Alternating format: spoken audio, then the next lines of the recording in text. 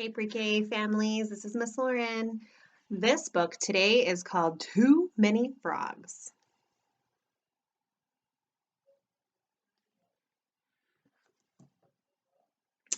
This book is by Sandy Asher and illustrated by Keith Graves. Now, Rabbit lived by himself in the hollow of an old tree. He cooked for himself, he tidied up after himself, and at the end of each and every day he read himself a story. It was a simple way of life, no fuss, no clutter, and Rabbit liked it.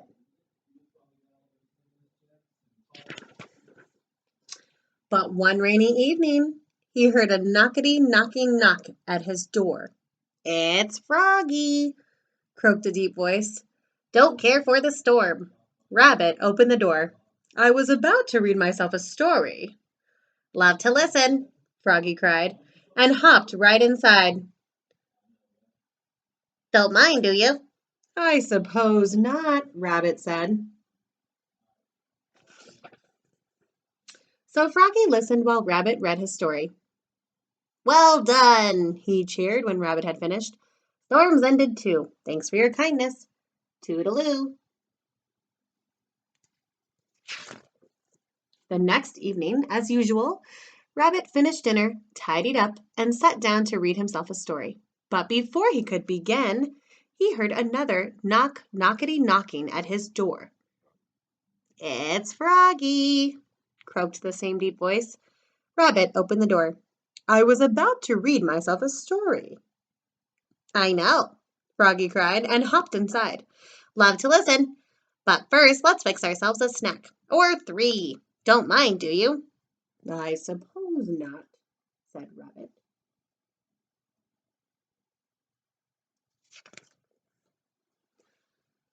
So Froggy hopped and popped and whipped and flipped and mixed and fixed a snack or 3.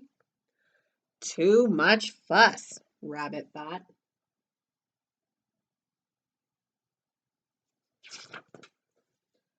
But Froggy listened while Rabbit read his story. "Well done," he cheered when Rabbit had finished. "Snack's gone too. Thanks for your kindness. Toodaloo."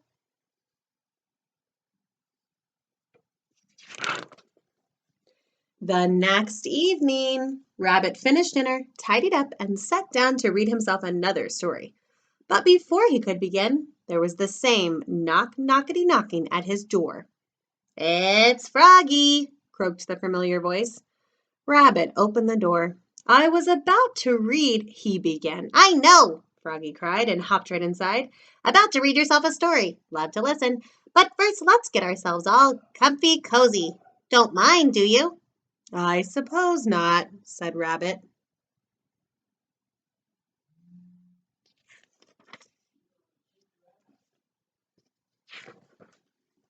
So Froggy fluffed and puffed and mushed and smushed and piled up billows of pillows. Ah, too much clutter, Rabbit thought. But Froggy listened while Rabbit read his story. "Well done," he cheered when Rabbit had finished. "Bedtime too. Thanks for your kindness. Toodaloo." The next evening, Rabbit finished dinner, tidied up, and sat down to read himself a new story.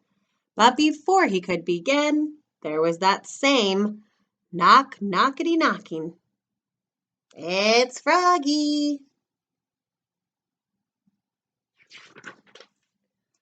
Rabbit opened the door. "I know," Froggy cried before Rabbit could say a single word. "You were about to read yourself a story. Love to listen, but first meet the family. Been telling them all about you and your stories. Love to join us. Don't mind, do you?" Rabbit looked at Froggy's family. Big frogs, little frogs, dozens and dozens, all wearing t-shirts. Frog Family Reunion. Too many frogs, Rabbit thought. Too much fuss. Too much clutter.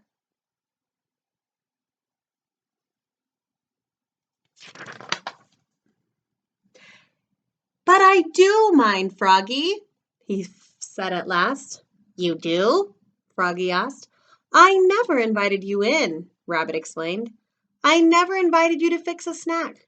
I never invited you to get all comfy cozy, and I never invited your family to join you. So yes, I do mind very much indeed.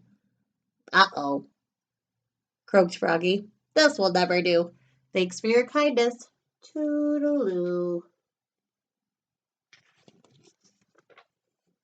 Alone at last, Rabbit sat down to read himself a story.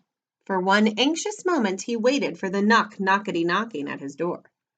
But it never came. Don't mind, do you? He asked himself with a chuckle. Most certainly not, he answered himself, and he began to read. It was a great story. But something was missing. Snacks make a good story better, he thought. So he fixed himself a snack and read on. It was a very good story. But something was missing. Pillows make a good story even better, he thought.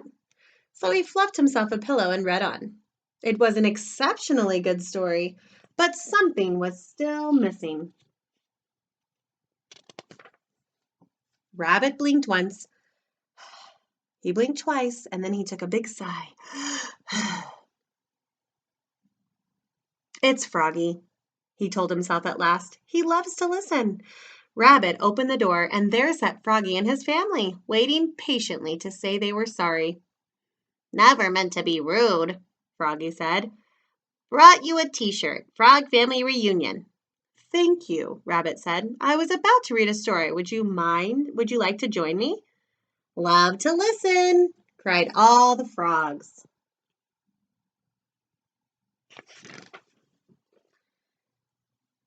And in they all hopped, big frogs, little frogs, dozens and dozens. Rabbit offered them a snack, or 3, and helped them fluff their pillows.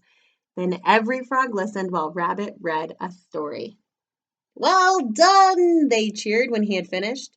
So many frogs, Rabbit thought. So much fuss. So much clutter. It was a different way of life, and Rabbit liked it. The end.